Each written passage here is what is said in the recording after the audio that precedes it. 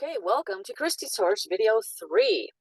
She has now trimmed him times since we started working together, and these are her results. So I just gotta tell you, you're moving in the right direction. Good job, girlfriend.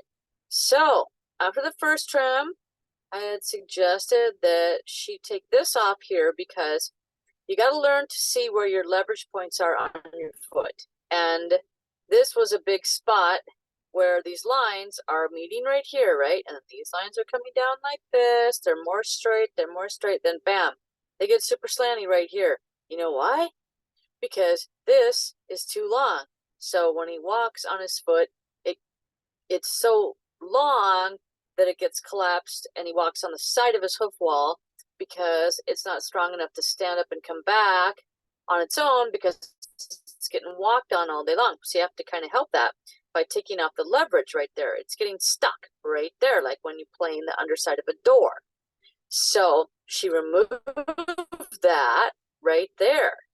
So that now look at how much freer that part of the foot is to be able to come up and back. These lines, we want these lines to be parallel all the way back to the back of the foot. But these are like this, and then right there, boom, they start coming down in a V, right, to the front ones. So we want these to stay more like this, and this, and this, instead of that, and that, and that.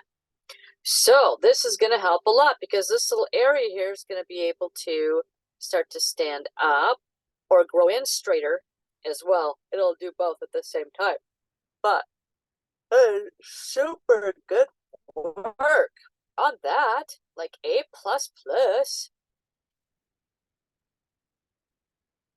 And we'll go to the next pictures. I'm just pausing. Okay, next view, the sole view. Oh, right. Okay. Wow. This is amazing. Let's see now. Did you take those bars off? Again, hold on a minute now. Let me see your middle. Let me see your end of first trim pictures. Now, is this different? Which one's this? Yeah, it's 1014. Okay. Well, the 1014 ones are the newest ones. So, must have the newest ones up here. I want this one and this one. All right. So, hold on a second. I thought you had another newer one then. I guess, no, I guess not. Okay. So, there was one middle one in between here, but we're just going to go from beginning to where she is now after 2 trims. And the first thing I want to say is, what happened to your red line you were concerned with in the first place? Wow, where is that? I don't see it anymore. So, headed in the right direction, girlfriend. That's not there anymore, is it? You know why? You're taking the leverage off right here. So, good job. You did a really good job with the bars. You can see there's a line right there. So, and it's a little bit, I don't know, but it looks like this side could maybe use a little bit more work right here. And it's hard to see sometimes in person. It might look different. And then you'll take your picture and you'll go, dang, that always happens to me with the bars. So just beware of that. But look where you started. Okay, the edge of the bar was attaching way up here. And what was that doing? Making your foot teeny, teeny, tiny. Look at it already. And this was just a few days apart. All you did was trim it differently, but it looks like it's already longer, doesn't it? It's amazing how much that changes it when you do the bars right. So A+ on that. I mean, look at those big flaps that were stuck to the sole and pushing everything forward and disallowing these laminae to come back at the same time. I mean, everything was just locked forward. And you're cutting a nice groove here. You got rid of your flap on the frog. You took that out right there. You opened the doorway for the inner anatomy to be able to come out between those heel bulbs and thinned down everything. you freed up everything. You took off your excess sole here and here and here and here. I know we talked about this area today. Let me go get that picture. I can't find it, but it really is no different because all you did was just circle this area. Okay, so let's discuss that. You were saying you were afraid to take off up in this area of the toe. I think that was you. If it wasn't you, this applies universally to everybody, so let's discuss that. You have a horse that you're worried about having laminitis or something going on in this area of the foot. You're worried about where the coffin bone is, if it's foundered, what have you, and you don't know what you should do in through here. And so this can backfire on you if you think, well, I can't take too much off here because it's a really thin sole and I don't know where the coffin bone could be right there. And there's laminitis and red up in here and all these things going on. Well, I had a horse that I do have a horse right now that I'm helping rehab, my friend's horse, and she had so much compacted sole right here because her owner is new to tact and she was nervous to take anything off here because she had foundered. And by the time spring came this year, she had so much sole ridge here built up that her feet wouldn't stand level on the ground. She had a 1/2 inch of thickness here, sitting here, that was bulging up like a big rim. And I had to get rid of it slowly because there's no way she could get her feet level again. And also, it can cause pain. If you leave too much there, your horse will be sore. So you think, oh, I have to leave sole there. Well, not dead sole, okay? You want to grow live sole there. There's a big difference between growing live sole right in here or leaving dead sole, okay? We don't want to leave dead sole. You can't. If you do, you can, but if you do, it is going to build up like this and cause callousing. And Linda explains, Linda Harris from the creator of Tact, for those of you that are watching this video for the first time, and I'll have a link to her video in my pinned messages or somewhere on this video.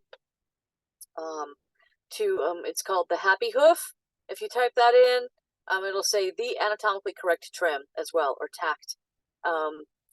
She talks about when we leave these big calluses on the soles and the horses walk on it, it's kind of like having a rock in your shoe, and it can push on the inner foot and make the inner foot sore.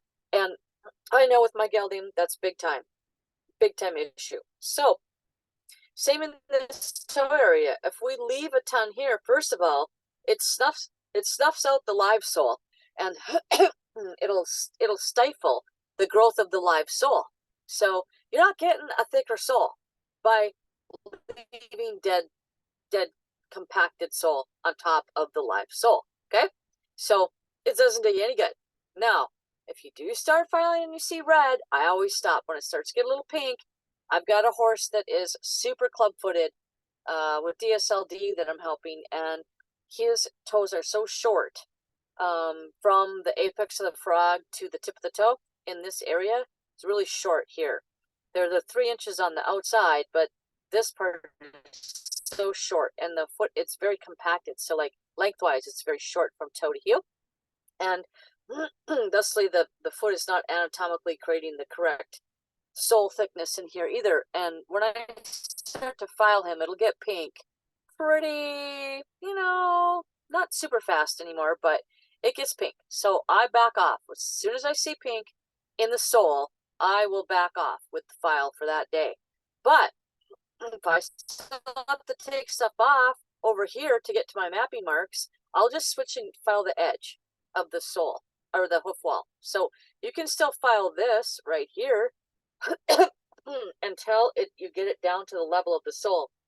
Like it'll be out from the sole, but it'll also be up from the sole. You know what I'm saying? So you can kind of file it. You don't have to file it from the top always. You can file it on the edge of it and bring it back from here to here.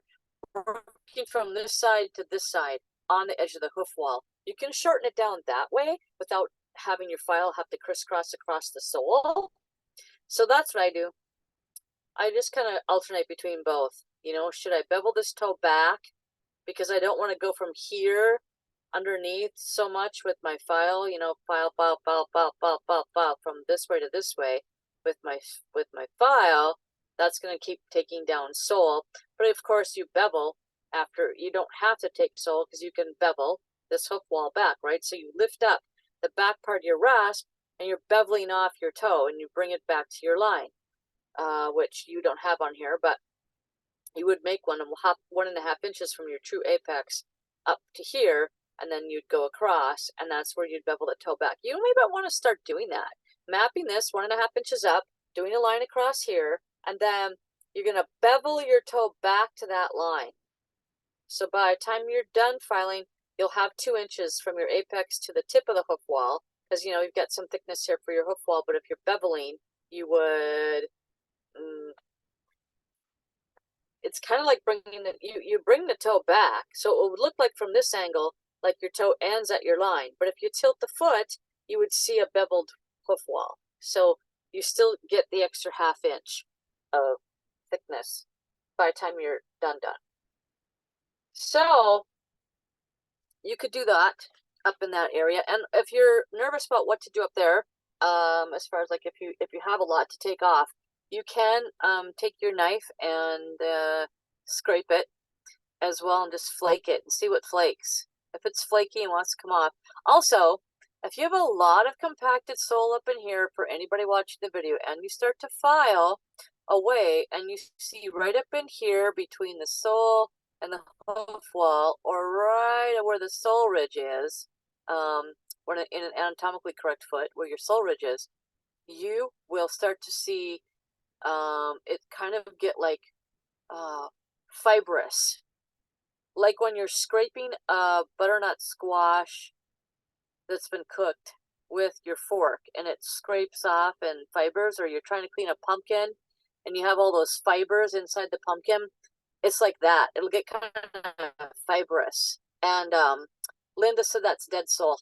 When I'm filing through that stuff with the founder horse I'm rehabbing, she says you're filing through the dead sole. And so it's like fibrous like that. So don't freak out if it starts to look really weird and like really like juicy, like juicy fibrous butternut squash. That's the only way I can describe it. So that's it. This is phenomenal. You did a really good job in here. Look at how much you took out. You took it down here and took it down here, and you got a nice flat landing here, flat landing here. Oh, except for right in here. If it were me, I'd go back after this picture was taken and I'd say, oh, you know what? I think I could take maybe a little bit more off right there because you've got a dark line.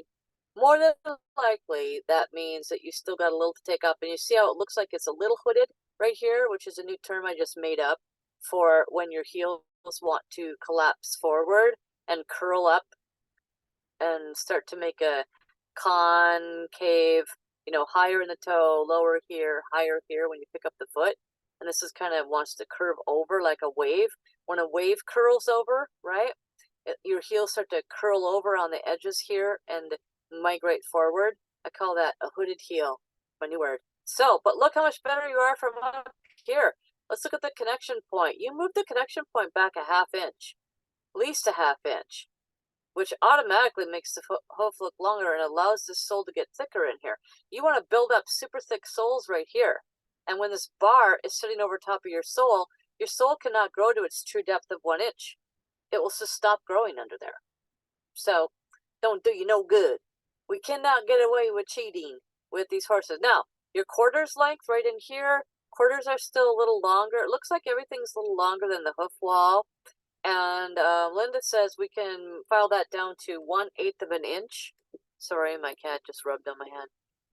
1/8 of an inch above the sole. So you can go back and look at that after you file. To me, I would take off more here if it were me. That looks a little long. I usually don't leave my pillars that squared off and long right here. I usually bevel them back from the side. So like if I'm done taking off length, then I would go on the edge of this with my file and bevel the front of that back a little bit and back a little bit there, which really makes a difference for horses in tripping and really helps to keep everything coming back. I've seen other people on tack that are making some arches in here on their wall, and I always forget to do that. I don't know. I tried to do that once and I couldn't do it. I have to get better at figuring out how they do that. If they carve it out with a knife or what. But if you want to make your heels come back faster, you could consider doing something like that as well. And you see lots of people in town doing that, and I need to maybe start trying that. But there you go. I mean, excuse me. You said that maybe I now remember now. Let's say what was the first thing you said, which made me answer this video. I think I may have over trimmed my horse, and that's why I think he has this red line, and he might have laminitis because I over trimmed him. Mm-hmm. Right. Now, do you see everything else that you had to do to that foot? I think you do. Amazing, right? Amazing. Okay, well, this is done. All right. You go forth and keep on doing what you're doing, girlfriend.